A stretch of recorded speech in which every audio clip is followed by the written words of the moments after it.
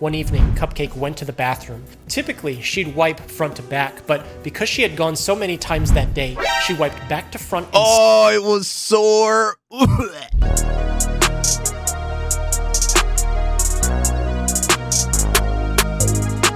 A wife wiped back to front instead of front to back. This is how her husband's organs shut down.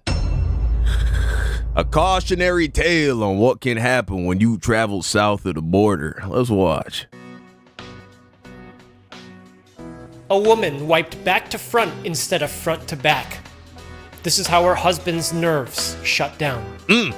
Ian is a 44-year-old man presenting to the emergency room with diarrhea and severe muscle weakness. Ooh. He tells the admitting nurse that he hasn't slept well for more than a month, and he's been so thirsty, but he can't even grab on to a glass of water. Ian's wife, Cupcake, was recently on vacation on an equatorial island. Her trip seemed to just have problems nonstop, starting from the time when she arrived at the airport. And when she was at the hotel after lunch one afternoon, she started having diarrhea like no other. Oh yeah, she got them bubble guts. Just wouldn't go away.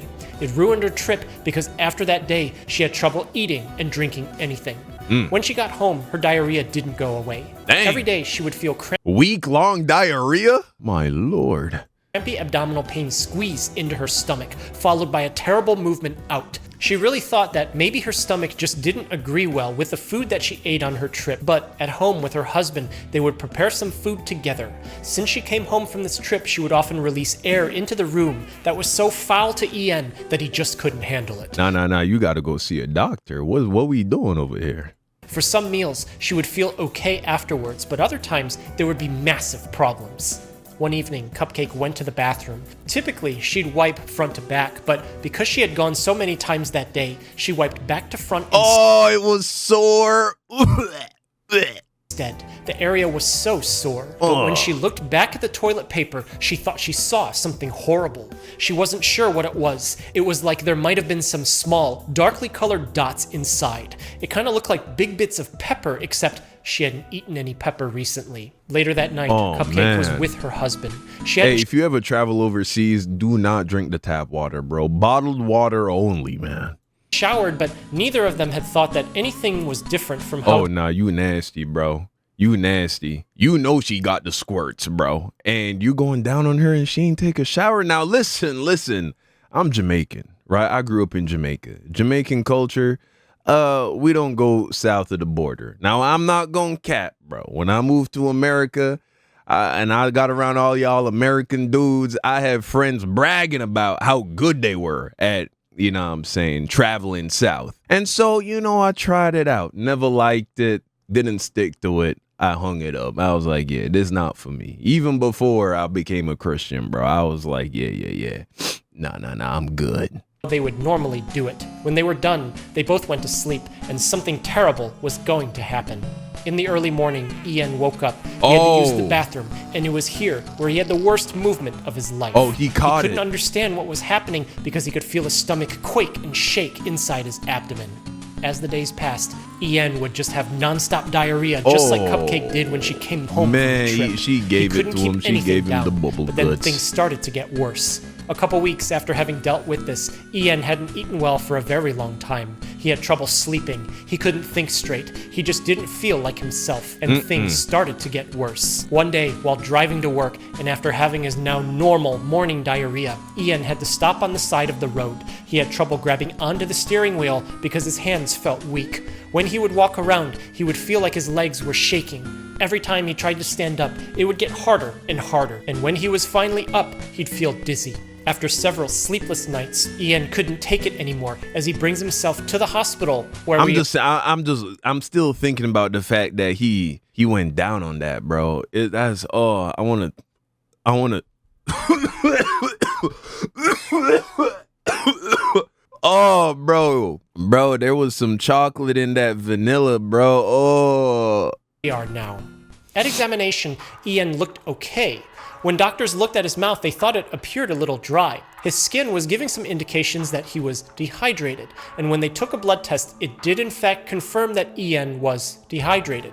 But not only that, they found out that he has hypokalemia. Hypo meaning low. Kali, referring to potassium or more formally kalium, is shown by its symbol on the periodic table of elements, and emia, meaning presence in blood. Oh yeah, that from going to the bathroom so much, he done pooped out all the potassium. Low potassium presence in blood. Ian told the medical team about his nonstop diarrhea lasting several weeks by this point. He told them that he didn't know why it was happening because he hadn't traveled anywhere recently, and he hadn't eaten anything out of the ordinary. When the body has diarrhea, nutrients that should have been reabsorbed are wasted. That's why it's watery instead of the solid fecal matter that's supposed to be formed. A persistent, chronic diarrhea will incur a great amount of loss because every day the amount of potassium out of the body outpaces the amount of potassium in. But why was Ian having this diarrhea?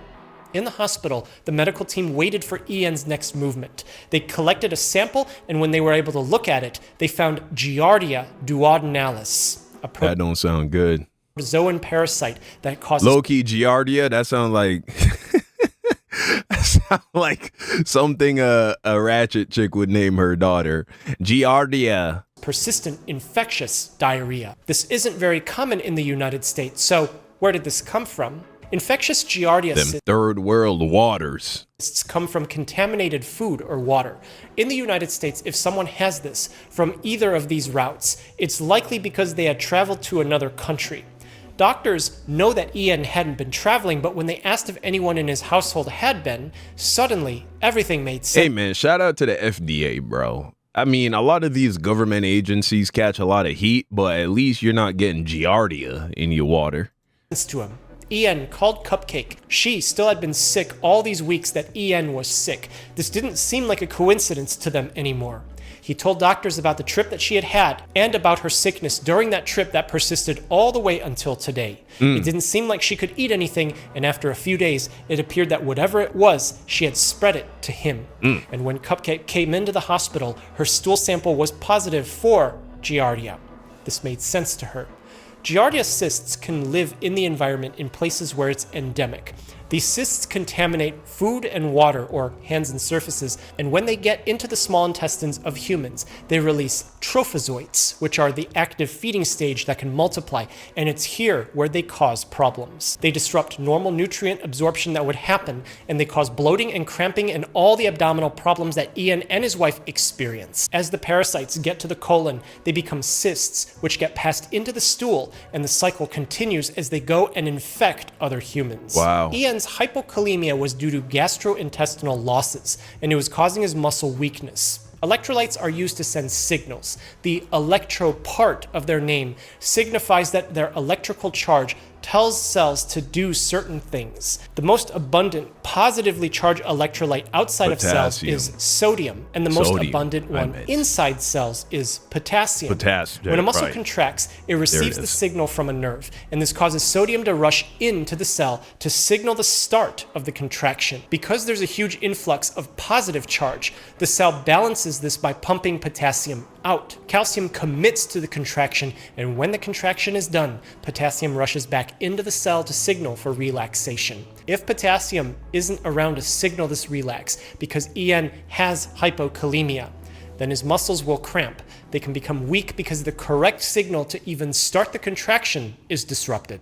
When the medical team did a test on the electrical activity of his nerves and muscles, they find that it was difficult to excite the muscles enough to contract, and that there was less connection of nerve to muscle because parts of his muscle have died.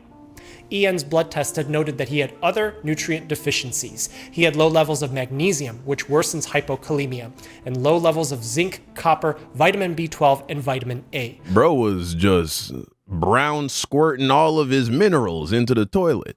Although because he was an adult and nutrients can have significant stores in the body for some time, he wasn't symptomatic of these deficiencies. But this is why Giardia is a public health problem in places where it's endemic. Not everyone who gets Giardia is an adult. Children who get infected are famously known to have stunted growth and delayed development because the parasite sits in their small bowel and prevents them from absorbing the nutrients that they need from food. This has lifelong impact on the person and never really goes away, even when the parasite is eventually eliminated from their body. Other accounts have demonstrated that Giardia cysts can enter into the pancreas, and they've been found inside pancreatic tumors.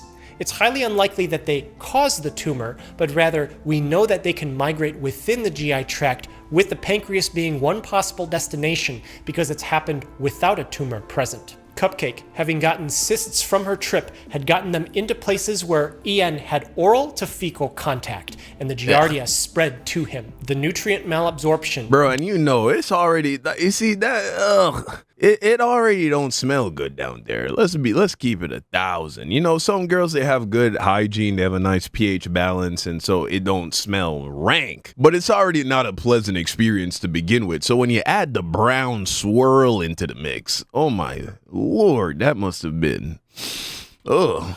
Due to the this man must really love his wife. Excessive chronic infectious diarrhea is the most Or just be a freak.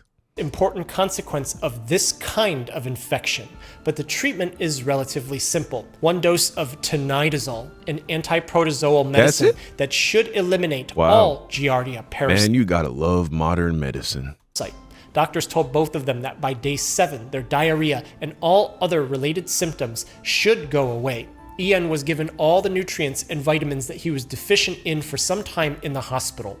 When he was discharged, he was noted to have some improvement in muscle strength, and at follow-up months later, Ian and Cupcake were noted to have returned to normal health as they were able to make a full recovery. One way to prevent Giardia that can be in your control is to wash your hands very often, especially before you eat. And if your girl got the bubble guts, don't go south of the border. This should be a cautionary tale, man. And in all seriousness, that is not hygienic. Even if your girl isn't traveling to third world countries and coming back with the boo-boo butt, you still shouldn't do it. I actually know someone personally who has a family member who passed away because he got some kind of bacteria that was living inside of his woman's yoo-hoo, and it lodged in his throat, and it caused him to develop cancer, and he died from it. And the doctors say that is what caused the problem. It's what caused the infection. I mean, there were probably other things at play as well, but they pinpoint that thing, that specific thing, as being a major contributor to it. And I heard that growing up. I heard that dudes, you know, you can get cancer from going down on a chick. And I used to think when I got a little bit older, that was just, you know, a Jamaican superstition because Jamaican men don't co-sign that kind of sexual act. I don't know how much that has changed, if at all, though. I don't know if things are different now. I know Vybz Kartel made a song about doing it, so I don't know if it's acceptable these days. But when I got older and came to America and saw how normalized it was, I thought, oh, that's a myth, because dudes would be getting cancer left and right.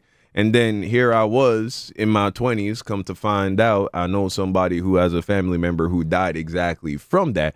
I mean, it's not clean up there, guys. It's not. All them creases and crevices up there. They can't wash up there. They can't put any soap up there. It will actually mess them up. You know what I'm saying? I ain't never heard of a girl dying or getting sick from giving a dude head. You feel me? Because men, we can wash that. You can wash outside. And so, yeah, man.